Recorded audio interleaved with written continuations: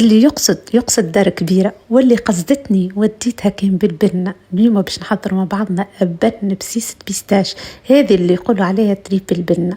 سخنت البيستاش، ميزموش يسخن برشا. باش نحضروا توا الكراميل، حطيت عليه البيستاش ونحطوه على بابي كويسون. هذايا باش نحضروه برانيلي، نرحيوه ونخليوه على جنب.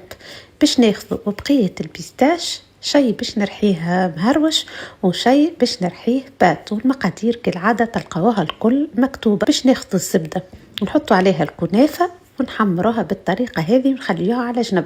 ناخذ توا المكونات الكل نحطوهم على بعضهم ونضيفوا كمية السكر كل واحد وذوقه، ونضيفوا الزيت ونحلوا المكونات الكل ويمينتي على الريحة اللي في الكوجينة. نحط عليها توا البسيسة الساحلية ونخلط وعيني ميزاني، كل واحد يحبها سايحة وإلا بالقوام هذا. حطيتها في البيبسة وسكرت عليها، وطوا نتعداو للبنة والتشخشيخ. خذيتك البرانيلي، حطيت عليه الكنافة، خلطته في صحفة، حطيت طبقة بسيسة، طبقة شوكولا أتارتيني دورتها على الكاس بالطريقة هذه. نحط عليها بيستاش كونكاسي ونضيف عليها كل كنافة.